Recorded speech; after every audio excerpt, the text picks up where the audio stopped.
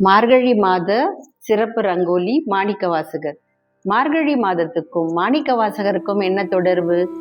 மார்கழி மாதத்தில் 2 பாவை பாடல்கள் முக்கியத்துவம் வாய்ந்தன. ஒன்று திருப்பாவை, இன்னொன்று திருவெம்பாவை.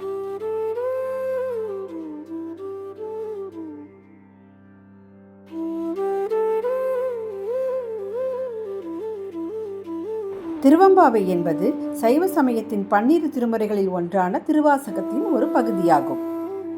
சைவ சமய குரவர்களில் ஒருவரான மாணிக்கவாசகர் தன் வாயாலே சொல்ல சொல்ல சிவபெருமானே திருவாசகத்தை எழுதியதாக சொல்லப்படுகிறது. மாணிக்கவாசகர் பாண்டிய நாட்டில் திருவாதவூரில் பிறந்தவர்.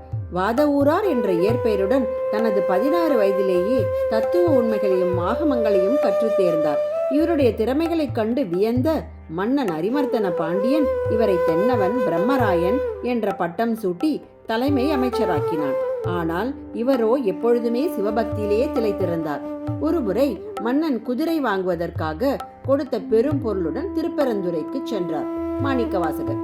அங்கு ஒரு குருவின் வடிவில் எழுந்தருளிய சிவபெருமான் மாணிக்கவாசகருக்கு ஞானோபதேசம் வழங்கினார். சிவபெருமான் மீதான பக்தியால் உருகிய மாணிக்கவாசகர் குதிரை வாங்க கொண்டு வந்த பணத்தை கொண்டு அங்கேயே சிவபெருமானுக்கு கோயில் கட்டினார். இதன் விளைவாக மன்னன் சினம் கொண்டு மாணிக்கவாசகரை சிறையில் அடைத்தான். பின்னர் சிவபெருமான் நரிகளை பரிகளாக்கி, அதாவது குதிரைகளாக்கி மன்னனிடம் ஒப்படைத்து தனது திருவிளையாடலை வெளிப்படுத்தினார். மன்னன் தனது தவறை உணர்ந்து மாணிக்கவாசகரிடம் மன்னிப்பு கோரினான். அதன் பிறகு மாணிக்கவாசகர் தனது அமைச்சர் பதவியை துறந்து முழுநேர சிவனடியாராக மாறி பல தலங்களுக்கு சென்று சிவனை போற்றி பாடல்கள் இயற்றினார். அந்த பாடல்களின் தொகுப்பே திருவாசகம் ஆகும்.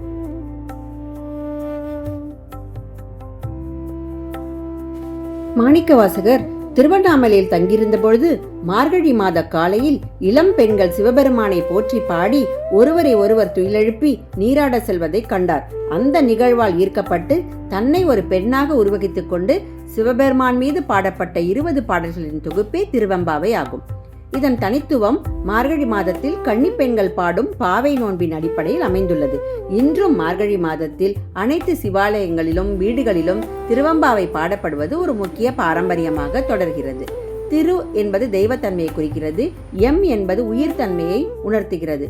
பாவை வழிபாட்டிற்கு உகந்த உருவம். ஒவ்வொரு பாடலின் முடிவிலும் எம்பாவாய் என்று அமைந்துள்ளது. ஏனென்றால் இந்த திருத்தொடரை இடைவிடாது நினைவு கூறுதல் வேண்டும்.